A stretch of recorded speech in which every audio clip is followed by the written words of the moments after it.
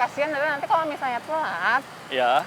bakatnya tumpul, Oke. minatnya udah nggak ada, ya udah aja hilang sia-sia gitu kan. Oh, oke.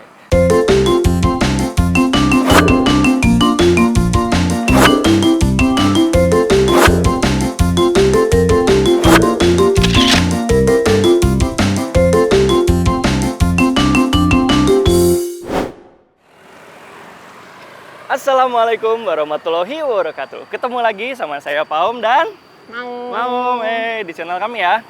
Jangan lupa sebelum lanjut ke video ini, subscribe dan like juga komen kalau ada pertanyaan. Boleh himbau ya, buat dukung channel kami terus berkarya.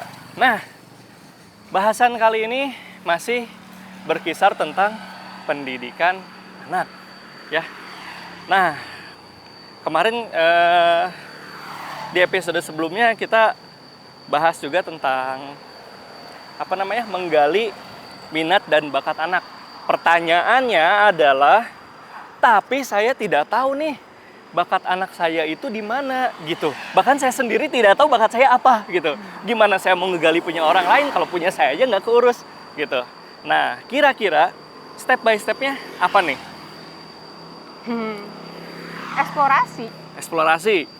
Cobain satu-satu, pasti dari sisi mainan. Oke. Sama dari sisi mainan pasti kelihatan preferensinya kemana. Kalau suka masak-masakan, berarti kemungkinan sukanya masak gitu.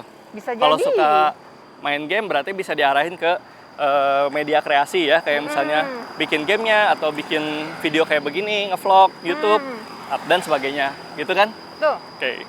Terus kalau suka nyanyi, jelas suka nyanyi gitu ya? Iya. Atau nyanyi di kamar mandi. Nyanyi di kamar mandi, nari-nari lagi mandi gitu kan? Punya bakat seni di situ. Seninya apa kita nggak tahu, ya coba aja satu-satu gitu. Oke. Atau misalnya seni jamur. Jamur ya.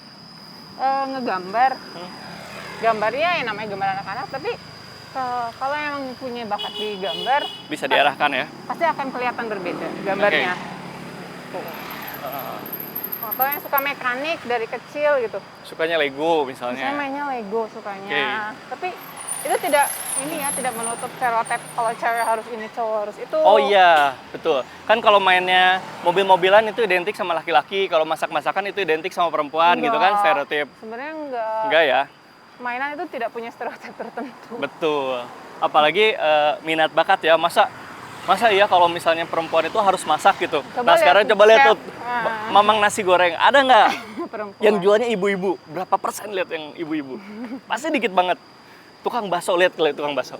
Yang enak ya, yang jagoan ya. Jangan. Kan enggak. Lihat chef di inilah, lihat chef lah. Lihat chef Juna ya. Sama chef Arnold. Nah, itu laki-laki semua. Ya. Itu. Terus? Ya di oprek misalnya. Yang pertama itu mau kemana? Terserah. Sana aja. Di depan. Beli es teh manis sekalian. Misalnya jangan malas nyobain, meskipun istilahnya kalau buat orang tua santai, wasting time, wasting money gitu ya. Kalau misalnya nanti ternyata bukan bakatnya, tapi kalau kita nggak coba ya anak-anak nggak akan tahu. Dan kita juga nggak akan tahu gitu. Jadi mumpung masih kecil. Kalau yang namanya minat itu bisa berubah-ubah, tapi kalau yang namanya bakat cenderung menetap. Minat bisa berubah-ubah, kalau bakat biasanya menetap, permanen ya. Akan ada terus. Orang lain butuh belajar berapa tahun, itu setahun, dia cukup 1 bulan udah jago misalnya, contoh kayak gitu. Dan larinya pun nanti biasanya nggak akan jauh dari situ. Nah, yang kasihan adalah nanti kalau misalnya telat, bakatnya tumpul, minatnya udah nggak ada, ya udah aja hilang sia-sia gitu kan.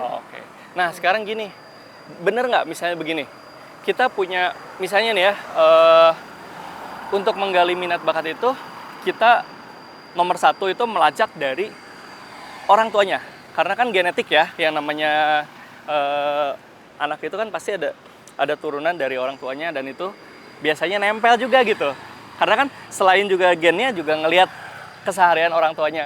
Itu mungkin nggak ngelacak minat bakat itu dari orang tuanya dulu? Mungkin banget. Lihat yang pertama adalah lihat bakat dari keturunan. Orang tuanya, bapak ibunya, kakek neneknya. Bisa jadi di orang tuanya nggak ada, tapi turun dari kakek neneknya. Oke, Itu jadi bisa banget. lewat satu ya? Ya yang masih apa ya? Biasanya masih ada lah ya kalau kakek nenek gitu kan. Jadi orang tua juga bisa nilai, oh ini ternyata dari nenek gitu. Oh ini dari kakek. Atau mungkin bisa juga kadang buyut kamu tuh begini gitu. Oh ternyata memang ada turunan itu gitu. Oke, jadi bisa dilacak dari situ juga ya? Deket-deket aja gitu. Nah, terus kalau misalnya sudah tahu nih andai kata nih minat bakatnya, kali kan bagaimana mencarinya, sekarang bagaimana cara bikin expertnya. Itu kan kita nih di waktu ya, misalnya waktu usia berapa bulan gitu, berapa tahun gitu ya, 5 tahun. Apakah itu udah bisa difokuskan kah? Lihat lagi anaknya, kalau memang anaknya benar-benar berbakat, pasti bisa. Dan pasti anaknya juga akan apa ya? Interestnya beda ya? Mendekat sendiri ke area yang dia suka gitu. Oh, oke. Kalau dianya nggak suka, mau segimana pun pasti akan menolak. Oke, sini masih penuh tempatnya. Gitu. Oke. Tada, ambil istirahat dulu. Jadi kita nge-vlog sambil jalan-jalan. Kayak gitu. Ya udah, berarti tadi kalau bisa disimpulkan yang pertama itu adalah apa? Saling eksplorasi. Eksplorasi dari mainannya, dari kebiasaannya dia sehari-hari kayak gitu. Terus yang kedua dari genetik ya, turunannya. Nah, jangan khawatir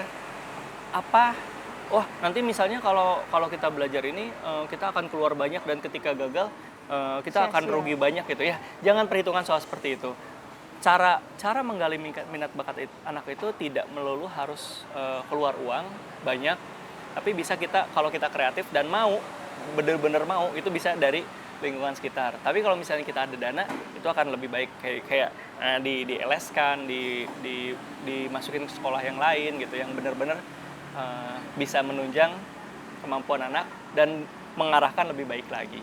Oke, tadi ada itu ya cerita kita di hari ini tentang ada 2 metode tadi. Mudah-mudahan bisa banyak membantu lah buat para orang tua untuk menggali minat bakat anaknya. Dan jangan khawatir, setiap yang kita keluarkan itu, biaya, usaha, tenaga yang kita keluarkan itu pasti akan ada hasilnya. Dan jangan khawatir menjadi sia-sia. Baik, sekali lagi jangan lupa subscribe channel ini, like dan komen kalau ada pertanyaan ya. Dadah, wassalamualaikum warahmatullahi wabarakatuh.